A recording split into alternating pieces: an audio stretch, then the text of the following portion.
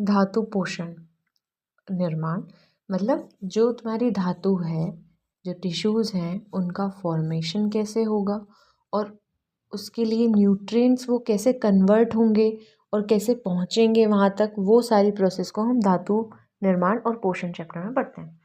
धातु जिसको दुधाएं धारणे एक धातु होती है, संस्कृत का वर्ड है जिसका मीनिंग होता है धारण और पोषण करना, यानी कि शरीर के जो बिल्डअप है उसको बनाए रखना और जो बॉडी बन चुकी है उसको न्यूट्रिशंस प्रोवाइड करना। जैसे कि कुछ सेल जैसे जाइगोट था, 2 सेल्स आके पहले मिली, जाइगोट बनाया, तो जो सेल्स बन गई हैं वो फर्स्ट टाइम बनी, मिलके वो टिश्यू का फॉर्मेशन कर लेगी, तो इन टिश्यूज़ को हम बोलेंगे पोषक, या ये जो धातु हैं ये पोषक धातु हैं, जन्म से ही हैं, ये भी साथ होती हैं, रस, रक्त, मांस, मेद, अस्थि, मज्जा, शुक्र।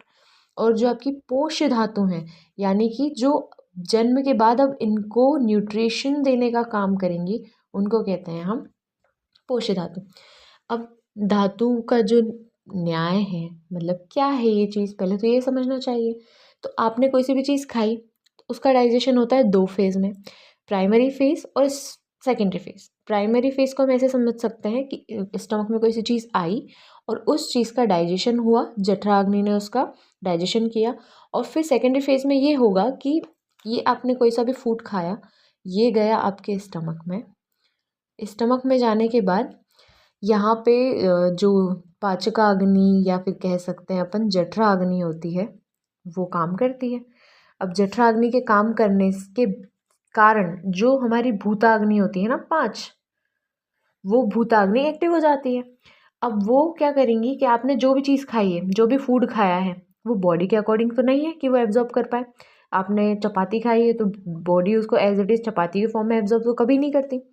तो क्या है, भूताग्नियाँ आके इस पे काम करेंगी, इस पे, और इसको अपने सूटेबल फॉर्म्स में कन्वर्ट कर लेंगी, जैसे कि वायव्य गुण, आप्य गुण, पार्थिव गुण, आग्नेय गुण, सबको अपने अपने उसकी अग्नियाँ आएंगी, आग्नेय अग्नि, वायव्य अग्नि, ये सब आके उसको अपने फॉर्म में कन्वर्ट कर लेगी। अब ये कन्वर्जन होने के बाद ही जिसे हम कहते हैं एब्जॉर्प्शन, यानी कि secondary phase of the digestion, वो होगा। और इसके होने के लिए भी एक चीज़ इंपॉर्टेंट है, टिश्यूज़ इसको तभी एब्जॉर्ब कर पाएंगी जबकि ये धातुवा अग्नियों द्वारा इसका पाक होगा और ये धातुओं के अकॉर्डिंग बन जाएगी। टिश्यू मतलब एग्जैक्ट हम इस चीज़ को बस इस फॉर्म में समझ सकते हैं, जो आयुर्वेद है उसका एग्जैक्ट कोरिलेशन मॉडर्न से होना इम्पॉसिबल है और वो कभी करना भी नहीं चाहिए। तो इन शॉर्ट हम समझेंगे कि कोई फूड आया, वो फूड स्टमक में आया, उसका पाचन होगा पाचक अग्नि के द्वारा, और उसी से शक्ति प्राप्त करके जो भूताग्नियाँ हैं वो उस फूड को उस फॉर्म में कन्वर्ट कर देगी कि हमारी बॉडी एब्जॉर्ब कर पाए, क्योंकि बॉडी भी पंचमहाभूतात्मक है और ये फूड आया ये भी भूतात्मक है। तो अब उसको उस फॉर्म में एब्जॉर्ब करने के लिए उसने कन्वर्ट कर लिया, यानी कि ये जो तुम्हारी चपाती थी ये कार्बोहाइड्रेट्स के फॉर्म में टूट चुकी है। अब इन कार्ब्स को हमारी बॉडी कार्बोहाइड्रेट के फॉर्म में तो कन्वर्ट करके एब्जॉर्ब नहीं कर पाती, उसको वो कन्वर्ट करती है ग्लूकोज में। तो इस ग्लूकोज के कन्वर्जन के दौरान कुछ तो एनर्जी लगती है, ये बात हम सब मानते हैं।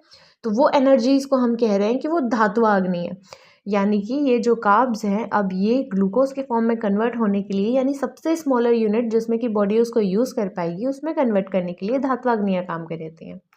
तो ये कुछ सीक्वेंस होता है कि आप कोई सी चीज़ खाओगे वो कैसे आपकी बॉडी में एब्जॉर्ब होगी।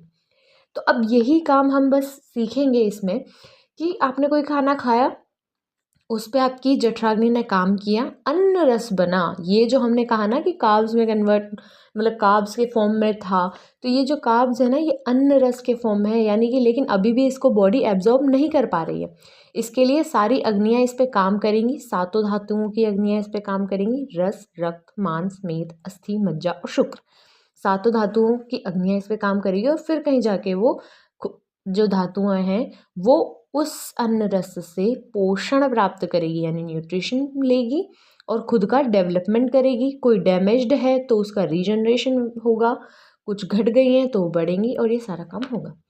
तो ये सारी चीज़ें होंगी, इसकी कुछ मेथडोलॉजीज होती हैं जिनको हम कहते हैं न्याय, यानी कि सब ने अपने अपने अकॉर्डिंग बता दिया है सारे आचार्यों ने कि यहाँ फूड से लेके तो एब्जॉर्प्शन तक क्या होता है, कितना टाइम लगता है और प्रोसेस क्या है, ये सब अलग अलग अपने मान्यताएं रखते हैं। तो इतना समझ आया कि हम ये चीज़ पढ़ क्यों रहे हैं, इम्पोर्टेंस क्या है। अब आता है न्याय। तो अगर आप एग्जाम में लिखेंगे तो आप इसको शुरू करेंगे यहीं से, धातु निर्माण पोषण। तो आप पहले धातु को हाईलाइट करके बताएंगे ये धातु डोधाएं धारणीय पोषणियों से बना है और धातुएं 7 प्रकार की होती हैं, लेकिन सर्वप्रथम धातुएं 2 प्रकार की होती है, पोषक और पोष्य। फिर कहीं जाके आप धातुओं के प्रकार बता सकते हैं कि 7 होती हैं। कौन सी? रस, रक्त, मांस, मेद, अस्थि, मज्जा और शुक्र। इसके लिए एक श्लोक भी दिया है आचार्य ने, वो भी आप याद कर सकते हैं। दैट इज रसाद रक्तम ततो मांसम, यानी रस से रक्त की उत्पत्ति, यानी रस धातु से रक्त धातु की उत्पत्ति, ततो मांसम यानी रक्त धातु से मांस धातु की उत्पत्ति, मांसान मेदस ततो मज्जा यानी मांस से मेद, मेद से अस्थि और अस्थि से मज्जा, मज्जा से शुक्र। इस प्रकार सारी धातुएं बनती है। ये बहुत बड़ा है, अगर आपको याद नहीं करना चरका, वाग्भट का याद कर सकते हैं, जो कि अष्टांग हृदय में दिया हुआ है। रसान रक्त मांस मेदो अस्थि मज्जा शुक्राणी धातवः, बस इतना ही है। तो उसके साथ आप यहाँ उस चीज़ का रेफरेंस देंगे, यानी सबसे पहले धातु को समझा देंगे क्या है, उसके बाद धातुएं 7 होती हैं उसका श्लोक लिख के इन्वर्टेड कोमा में क्लोज करके, और रेफरेंसेस लिखना बहुत इंपॉर्टेंट है। उसके बाद आप यहाँ से समझाएंगे कि न्याय, न्याय क्या होता है। न्याय इस प्रमाणैः अर्थ परीक्षणम न्यायः, यानी जिसकी प्रमाणों द्वारा अर्थ की परीक्षा करना न्याय कहलाता है। यानी कोई सी चीज़ है, आप उस चीज़ को अलग अलग तरह से नाप के तोल के, अपनी भाषाओं में कहें तो मतलब हर तरह से उसको जांच परख के आप उसको कंफर्म कर दो, उसको कहते हैं न्याय।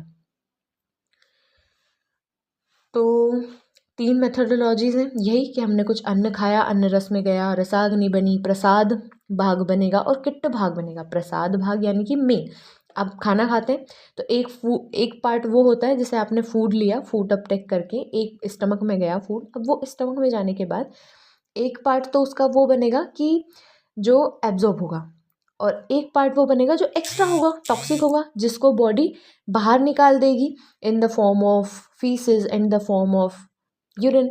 वही चीज़ है कि प्रसाद यानी वो पार्ट जो कि एब्जॉर्ब होना है, और किट यानी कि मल जो कि बॉडी से बाहर जाना है। तो ये जो आगे है जाके 2 फॉर्म में कन्वर्ट हो जाता है, स्थूल भाग और सूक्ष्म भाग। स्थूल यानी अब ये रस धातु का निर्माण करेगा, और सूक्ष्म यानी ये उपधातुएं और रक्त सदर्मी अंश यानी अगली धातु जो बनेगी उसमें हेल्प करेगा। तो इसके लिए 3 विचारणाएं हैं। एक होता है आपका क्षीरधनी न्याय, केदारी कुल्या न्याय, खले कपोत न्याय और एक अकाल धातु पोषण न्याय। ये मेन 3 है, और ये चौथी धारणा जो कि मोस्ट ज़्यादा अप्रोप्रिएट है, क्लोज टू द मॉडर्न है, सबके द्वारा एक्सेप्ट की गई है, और आचार्य सुश्रुत ने भी इसका समर्थन किया। पहले हम समझेंगे क्षीरधनी न्याय। क्षीरधनी न्याय आचार्य चरक द्वारा बताया गया था। इसका पर्याय है क्षीरधदी, क्रम परिणाम पक्ष और सर्वात्म परिणाम पक्ष। तो क्षीरधदी क्यों बोला? जैसे कि हमारा दूध जो है पूरी तरह से जो दही में कन्वर्ट हो जाता है, उसी प्रकार जो पहली धातु है वो धातु पूरी तरह से दूसरी धातु में कन्वर्ट हो जाती है। ये बात कहते हैं क्षीरधदी न्याय में, इसीलिए इसका नाम क्षीरधदी है। क्रम परिणाम पक्ष क्यों बोला है? यानी कि रस से रक्त धातु का ही निर्माण होगा, दूसरी धातु नहीं बनेगी। रस धातु से मेद नहीं बनेगा डायरेक्ट, या मज्जा नहीं बनेगी डायरेक्ट, उससे रस से रक्त ही बनेगा, यानी कि एक क्रम में ही चलेगा, रस से रक्त ही बनेगा, इसलिए उसको कहते हैं क्रम परिणाम पक्ष।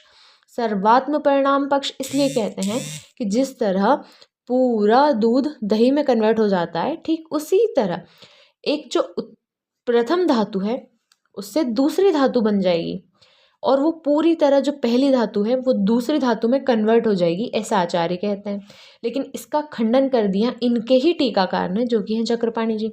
ये कहते हैं कि अगर हाँ हम मान लें कि रस धातु से पूरी रस धातु कन्वर्ट होकर रक्त धातु में बन जाएगी, ठीक है, अगर हम माने कि पूरी ही रस धातु रक्त में कन्वर्ट होने वाली है, तो अगर कोई पर्सन है उसने अगर उपवास कर लिया, 1 महीने उपवास कर लिया, कुछ खाया पिया नहीं, मतलब उसकी रस धातु नहीं बनी, क्योंकि उसने आहार नहीं लिया, आहार नहीं लिया तो आहार रस नहीं बना, आहार रस नहीं बना तो रस धातु नहीं बनी। तो अब क्या है, इनके मत के अकॉर्डिंग तो पहली धातु दूसरी में कन्वर्ट हो जानी चाहिए थी, तो अब तो उसने उपवास कर लिया, रस धातु तो बनी नहीं, तो इस तरह तो रक्त धातु बननी ही नहीं चाहिए थी, और 1 मास के अंत आते आते सारी धातुएं समाप्त हो जानी चाहिए थी बॉडी से, सिर्फ शुक्र धातु बचनी चाहिए थी, लेकिन ऐसा नहीं होता, इसीलिए इस बात का खंडन कर दिया गया था। ये याद रखना।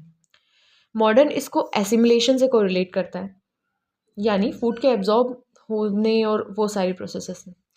केदारी कुल्या न्याय, केदारी कुल्या न्याय आचार्य सुश्रुत ने दी थी। केदारी यानी क्यारियाँ, जैसे कि ये छोटी छोटी छोटी छोटी क्यारियाँ, और ये है आपकी नाली, यानी कि ये जो स्टमक है, स्टमक से एक पर्टिकुलर चैनल में सारा खाना जाता है, यानी सारा आहार रस जाता है, और वहाँ से दूसरे चैनल्स में, जैसे रस धातु है, ये रस धातु तक जाएगा। तो अगर रस धातु तक जाएगा तो उसके लिए रस धातु की अग्नि यानी रसाग्नि इस पे काम करेगी, और फिर उसके बाद अगली धातु के पास जाएगा और रक्ताग्नि काम करेगी। यानी कह ऐसा रहे हैं कि ये जो है सारा, जैसे ये कह रहे थे ना कि आहार रस पूरा का पूरा परिणत होगा रस धातु में, लेकिन ये कह रहे हैं कि ऐसा नहीं होगा। सारा का सारा आहार रस एक साथ जाएगा और उसमें से अपनी अपनी धातुएं अपनी अपनी अग्नियों के हेल्प से उसमें से अपना अपना पार्ट ले लेंगी। इतना समझ आया? अब इसके बाद चक्रपाणी, जिसकी चक्रपाणी जी कहते हैं कि जैसे एक कुआं है, अब कुएं में से आपको पानी बाहर निकालना है, तो जिसमें जितनी ज़्यादा पावर होगी वो उतनी जल्दी पानी को बाहर निकाल लेगा, और जितनी कम पावर होगी वो उतनी देर से निकालेगा। सेम वे, जिसकी अग्नि तीक्ष्ण होगी वो जल्दी से धातुओं का निर्माण कर लेगा, और जिसकी अग्नि मंद होगी वो देर से धातुओं का निर्माण करेगा। यानी धातुओं का परिवर्तन अग्नि बल पर निर्भर करता है।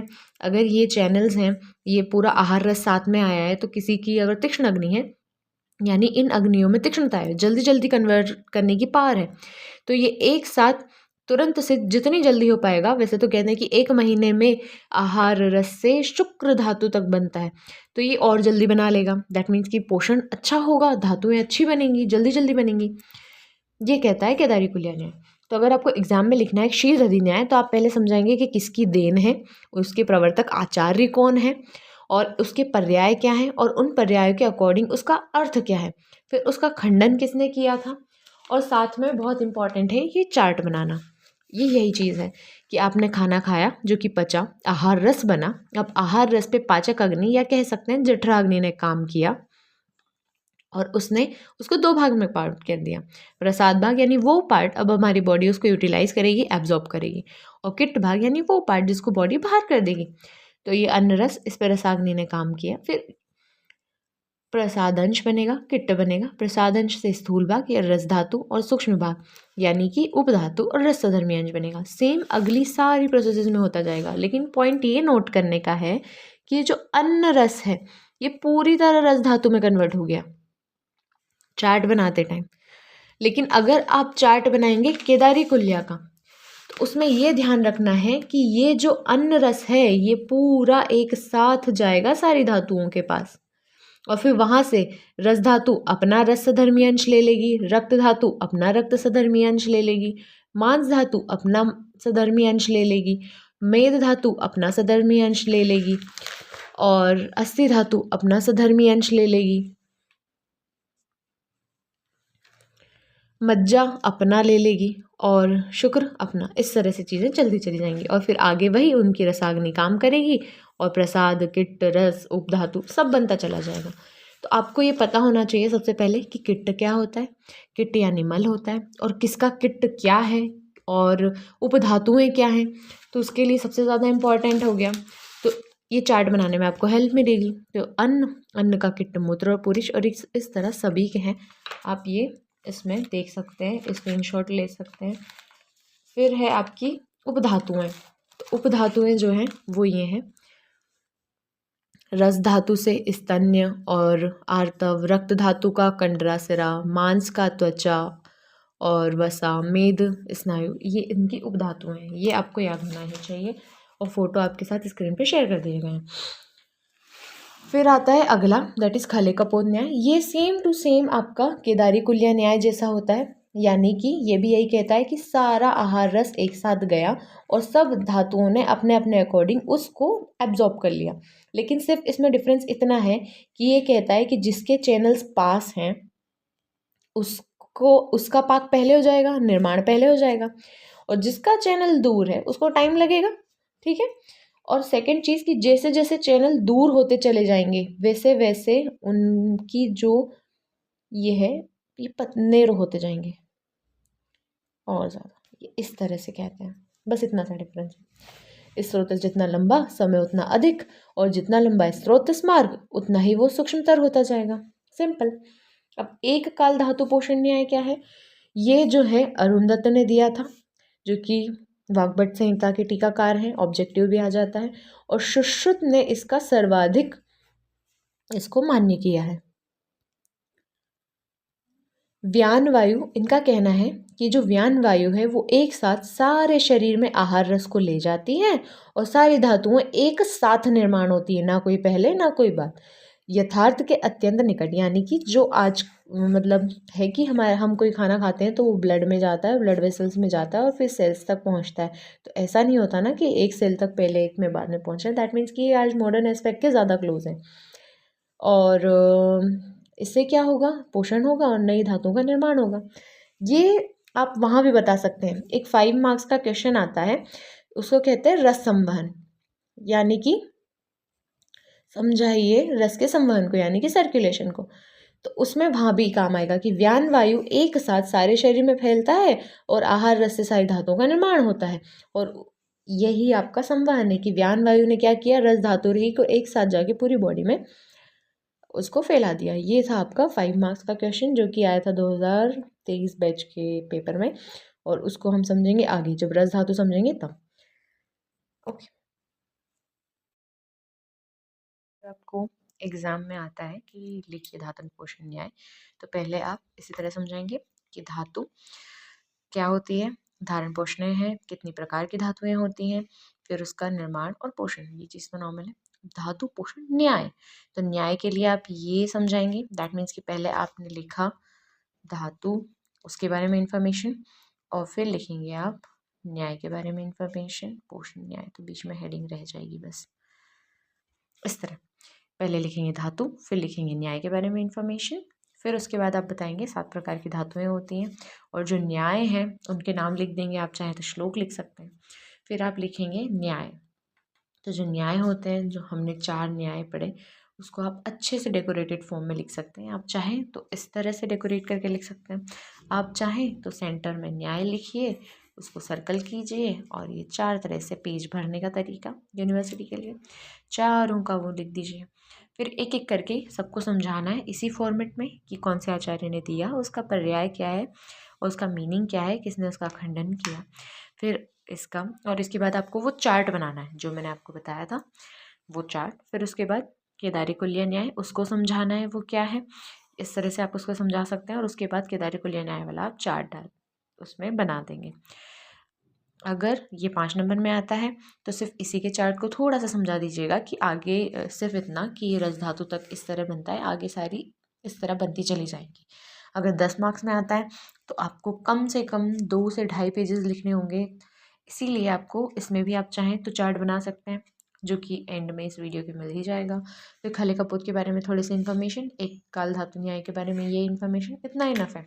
अगर आपको 5 मार्क्स में आता है तो आप सिर्फ इतना सा लिख के भी आएंगे तो पूरे मार्क्स आपको मिल जाएंगे। 5 मार्क्स के क्वेश्चन में आपको 1.5 पेज कम से कम लिखने ही होंगे यूनिवर्सिटी में। Okay, so study hard.